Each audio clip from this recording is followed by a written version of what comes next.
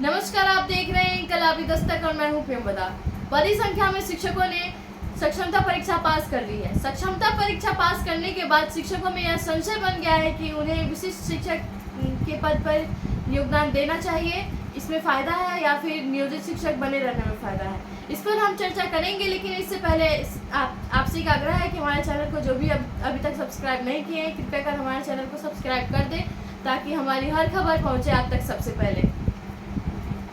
शिक्षकों को विशिष्ट शिक्षक के पद पर योगदान देना चाहिए या फिर नियोजित शिक्षक बने रहना चाहिए?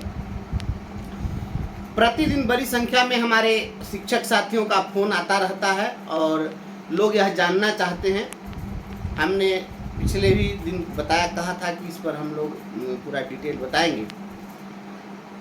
देखिए, नियोजित शिक्षक बने रहना और विशिष्ट शिक्षक के पद पर योगदान करना, ये दोनों की अपनी अपनी अलग अलग भूमिका, अलग अलग तरह का दोनों का टेस्ट है। अब आपको किसका टेस्ट पसंद है तो अपने ऊपर डिपेंड करता है कि आपकी ज़रूरत क्या है। हर व्यक्ति की अपनी अपनी ज़रूरतें हैं और अपनी अपनी परिस्थितियां हैं। इन परिस्थितियों के हिसाब से वे तय करेंगे। हम साफ बिना लाग लपेट के हम इस बात को स्पष्ट कर देना चाहते हैं। सबसे पहली बात है जिस चीज़ के लिए हम लोग लड़ रहे हैं, अब उसमें है कि विशिष्ट शिक्षक के पद पर जो भी लोग गए हैं, जो सक्षमता परीक्षा पास कर लिए हैं और विशिष्ट शिक्षक बनने जा रहे हैं, तो इन्हें नए कार्यस्थल पर योगदान करना पड़ेगा। इनका स्थानांतरण होना तय है।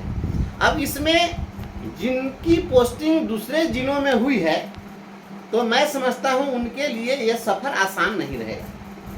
हाँ, जिन साथियों की पोस्टिंग अपने घर के पास हो गई हो, जो पहले सैकड़ों किलोमीटर दूरी पर थे और अब वो नज़दीक में आ गए हैं, तो निश्चित रूप से उनके लिए लाभदायक ही हम कहेंगे कि विशिष्ट शिक्षक के पद पर योगदान करना उनके लिए फायदेमंद रहेगा स्थानांतरण के लिहाज से।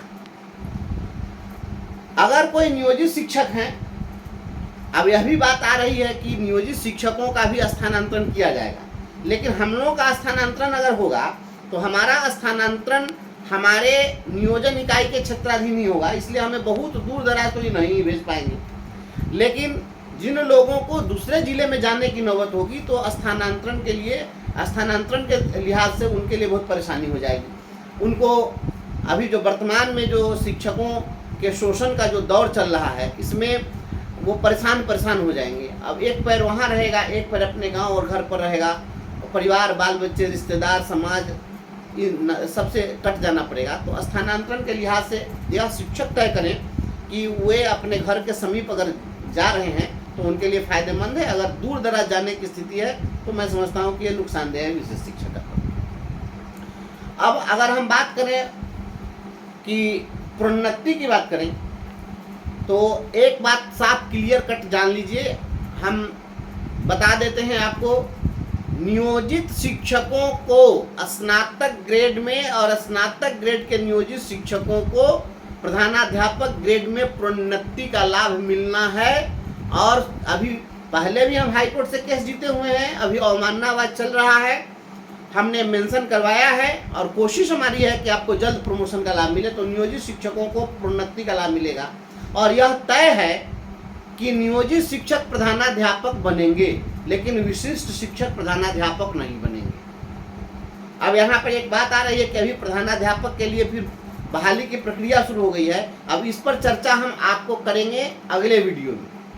प्रधानाध्यापक का क्या होगा, ये परीक्षा के संबंध में हम इस पर चर्चा करेंगे, इसका अलग से एक वीडियो डालेंगे। लेकिन अभी जो बहाली होगी नहीं होगी हम क्लियर करेंगे बाद में। लेकिन अभी तत्काल जानिए कि प्रधानाध्यापक के पद पर हमारे प्रमोशन का जो एवेन्यू है, जिसको हाईकोर्ट ने फिर मोहर लगाया है, तो हमारा प्रमोशन होगा।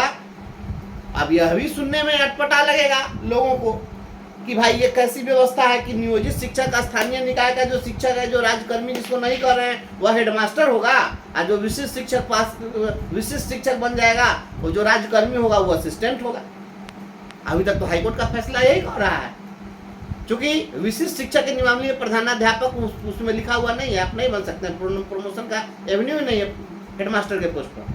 तो विशिष्ट शिक्षक आप चाहे भले ही बन जाइए राज्यकर्मी, रहना होगा आपको नियोजित शिक्षक हेडमास्टर के ही अधीन। तो ये एक चीज प्रोन्नति के लिहाज से अगर देखा जाए तो मैं समझता हूँ कि नियोजित शिक्षक के लिए प्रमोशन का जो दरवाज़ा खुला हुआ है वह बेहतर है। अब आइए बात कि और क्या लाभ मिल सकता है। तो एक चीज़ आपको बता दें कि कार्रवाई के हिसाब से, कि जो हुकूमत चलाने वाले अधिकारी हैं इसके हिसाब से, शिक्षा विभाग के अधीन आप चले गए, विशिष्ट शिक्षक बन गए, तो जिस समय चाहेगा मोगेम्बो, जिस समय में ये चाहेगा किम जोंग, उस समय आप पर कार्रवाई करेगा। लेकिन जब तक आप नियोजित शिक्षक के रूप में हैं तब तक कि किसी का किम जोंगी या किकरो ये मोगेम्बो गिरी नहीं चलेगा। वो नियोजन निकाय जो चाहेगी वही होगा, इसलिए नियोजन निकाय को बहुत ज़्यादा ये डिस्टर्ब नहीं कर सकते हैं, इनके हाथ में नहीं है। उसको चिट्ठी जरूर लिखेंगे जो कार्रवाई कर दो, लेकिन वह नियोजन निकाय तो डायरेक्ट ये कार्रवाई नहीं कर सकते। अब आइए कि और बेनिफिट में और क्या क्या हो सकता है। वेतन में क्या होगा, लोग जानना चाहते हैं वेतन का क्या होगा। तो वेतन के मामले में विशिष्ट शिक्षक के पद पर योगदान देने के हिसाब से जो 2022 में छठे चरण में बहाल होकर के आए हैं उनको लाभ मिलेगा, ज़्यादा लाभ मिलेगा, क्योंकि उन लोगों की जो अभी सैलरी है, उनका जो अभी बेसिक पे बन रहा है वह 22,000 के आसपास बन रहा है, और इनको जब मिलेगा तो 25,000 से अधिक चले जाएंगे। तो इन लोगों को 3,000 साढ़े 3,000 रुपया इनके बेसिक में वृद्धि हो जाएगी, तो इनको 5,000 6,000 रुपया इनको ग्रॉस सैलरी में इजाफा हो जाएगा। तो जो 2022 में लोग आए हैं छठे चरण में, उनको अगर विशिष्ट शिक्षक का मौका मिला है तो आपको अगर चाहिए तो 5-7 हज़ार आपका वेतन बढ़ेगा, इसलिए इनके लिए फायदेमंद होगा।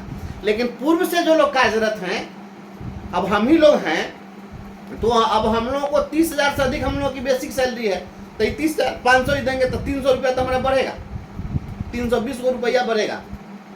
तो ये 200-300 रुपया हमारी सैलरी बढ़ने वाली है, तो हमको क्या मिलेगा, तो 300 बढ़ाइएगा और दूसरे जिला में भेज दीजिएगा तो 6,000 रुपया किराया में देना पड़ जाएगा। तो ये हमारे लिए बहुत फायदेमंद नहीं है। अब रही बात और पैसे की, तो हम स्पष्ट कर दें कि जो भी हमारे साथी पहले से जो वेतन जितना आप पा रहे हैं, अगर विशिष्ट शिक्षक के पद पर आप योगदान करेंगे तो कैश इन हैंड आपका घट जाएगा। आप कहिएगा भाई कैश इन हैंड कैसे घट जाएगा, तो जैसे ही आप विशिष्ट शिक्षक बन जाएंगे तो आपके वेतन से कटौती होगी 14%, और 14% की जो आपका जो 14% सरकार उसमें जो है कंट्रीब्यूट करेगी एनपीएस में, आप एनपीएस के दायरे में आएंगे, और आपका जो है 10% आपकी कटौती होगी। तो पहले से अभी हम लोग ईपीएफ में जो कंट्रीब्यूशन देते हैं तो हमारा 800 कट रहा है, लेकिन जैसे ही हमारा 10% कटने लगेगा तो हमारी जो सैलरी है अभी 45,000 अगर हमारा वेतन अगर बन रहा है तो 4,500 हमारा कटेगा। तो निश्चित रूप से अभी हमारा 1,800 कट रहा था, 4,500 कटना शुरू हो जाएगा, तो क्या होगा, वेतन हमारा घट जाएगा। जो हमको कैश मिलता है कैश इन हैंड वो हमारा घट जाएगा। तो ये चीज़ होगा। अब रही बात और लाभ क्या हो सकता है, तो जो लोग भी विशिष्ट शिक्षक बनेंगे उनको लगता है कि हमको बहुत कुछ ज़्यादा हासिल होने वाला है, तो क्या हासिल होगा, तो ग्रेचुटी का लाभ मिल जाएगा। नियोजित शिक्षक को ग्रेचुटी का लाभ नहीं है। तो नियोजित शिक्षक साथियों आप निश्चिंत रहिए, ग्रेचुटी दिलाना हमारी जवाबदेही है। ग्रेचुटी हम आपको दिलाएंगे, ये किसी के कहने से कुछ नहीं चलेगा। ग्रेचुटी के लिए हमने प्रयास कर दिया है, ईश्वर चाहेंगे तो बहुत जल्द आपको सफलता मिल जाएगी। हम अभी उसको डिस्क्लोज नहीं करना चाहते। तो आपको ग्रेचुटी का लाभ उनको मिलता है तो आपको भी मिलेगा, हम दिलाएंगे। ग्रुप लाइफ इंश्योरेंस का लाभ मिलता है, जो विशिष्ट शिक्षक बनेंगे उनको ग्रुप लाइफ इंश्योरेंस का लाभ मिलेगा। समूह जीवन बीमा का, उसमें उन लोगों का 50 रुपया मंथली कटता है और ग्रुप लाइफ इंश्योरेंस का लाभ मिलता है। तो जैसे ही ग्रेचुटी आपको मिलेगी तो ग्रेचुटी का ही सेक्शन 4C जीएलआई के लिए बाउंड करता है, तो वो भी मिलेगा आपको। प्राण नंबर खुलता है एनपीएस के लिए, जो विशिष्ट शिक्षक बनेंगे उनका प्राण नंबर जनरेट होगा। नियोजित शिक्षकों को प्राण नंबर जनरेट नहीं होता है, क्योंकि हमारा यूएएन नंबर जनरेट होता है। तो यही है। और नए संवर्ग में जाने के कारण एक नुकसान हो सकता है कि आप जूनियर हो जाएंगे। देखिए इसमें कानूनी बातें बहुत सारी आएंगी, क्योंकि जब ये यूनिफाइड कैडर बन रहा है, जिला संवर्ग बन रहा है, एकल जिला संवर्ग बन रहा है, यूनिफाइड डिस्ट्रिक्ट कैडर जब बन रहा है, तो इस कैडर में जिस दिन से आप आएंगे तो स्वाभाविक है कि आपकी सेवा उसी दिन से, तकनीकी रूप से उसी दिन से काउंट होनी चाहिए। इसलिए आप वहाँ पर जूनियर होंगे, लेंथ ऑफ सर्विस के हिसाब से नियोजित शिक्षक ही सीनियर होंगे। तो ये स्थिति बन रही है। मैं समझता हूँ कुल मिला जुला करके बहुत ज़्यादा लाभ नहीं होने जा रहा है। जो नए लोग हैं उनको लाभ हो सकता है, और जिनका स्थानांतरण अपने घर के आसपास में हो रहा है उनको लाभ हो सकता है।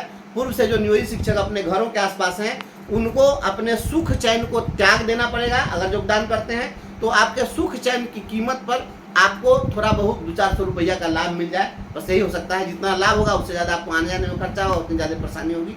तो यही आपको है, लाभ और हानि हम आपको बता दिए हैं। अब तय आप करिए कि आपको सूटेबल क्या लगता है। नियोजित शिक्षक बने रहना आपको सूटेबल है या विशिष्ट शिक्षक बनना, ये आपके ऊपर मैं छोड़ता हूँ।